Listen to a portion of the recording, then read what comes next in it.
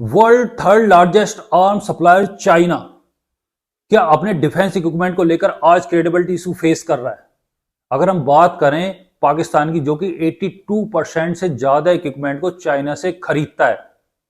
और ऑपरेशन सिंदूर के दौरान anti stealth radar YLC-8E Indian air force के राफेल जेट को डिटेक्ट ही नहीं कर पाया, जबकि उसकी रेंज बताई जा रही थी 450 किलोमीटर। उसके बाद पाकिस्तान ने जब काउंटर में Wing Loong two UAVs arm with air one guided missiles का यूज किया तो उसको इंडिया ने आसानी से इंटरसेप्ट कर। अब देखिए वेनेजुएला, जिसने 2019 के बाद से 60% से ज्यादा रडार्स को चाइना से खरीदा है, और ऑपरेशन एब्सोल्यूट रिजॉल्व, जिसमें कि यूएस डेल्टा फोर्स ने वहां के लीडर को सरेआम अगवा कर लिया। उस time anti stealth radar JY-27A का यूज किया जा रहा था, जो कि यूएस डेल्टा फोर्स की एक भी एक्टिविटी को डिटेक्ट ही नहीं कर। और final Iran USA Israel war, जिसके अंदर इजराइल के द्वारा anti stealth radar headquarter 9B सैब का इस्तेमाल किया जा रहा है, जिसको कि चाइना ने S-400 का क्लोन बताया था और रेंज बताई थी 250 किलोमीटर।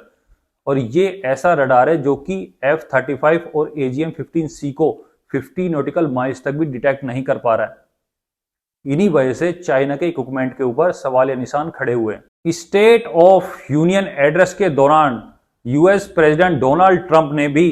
मजाकिया लहजे में बात कही थी कि उनके जो एडवर्सरीज हैं वो कहीं ना कहीं चीप इक्विपमेंट और चीप टेक्नोलॉजी का इस्तेमाल कर रहे हैं, और यही एक प्लस पॉइंट है कि यूएसए इजीली अपने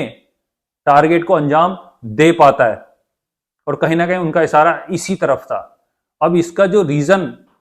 जो एक्सपर्ट्स हैं वो ये बता रहे हैं कि चाइना ने काफी लंबे टाइम से कोई वॉर नहीं लड़ा है, जिसकी वजह से उसके इक्विपमेंट की टाइम टेस्टिंग नहीं हो पा रही है, और साथ ही मेंटेनेंस और सॉफ्टवेयर अपडेशन कुछ ऐसे इशू हैं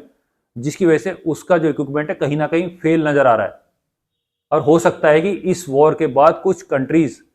अपने डिफेंस इक्विपमेंट और पैक्ट को लेकर वापस वेस्टर्न की तरफ टेंड कर सकते हैं या झुक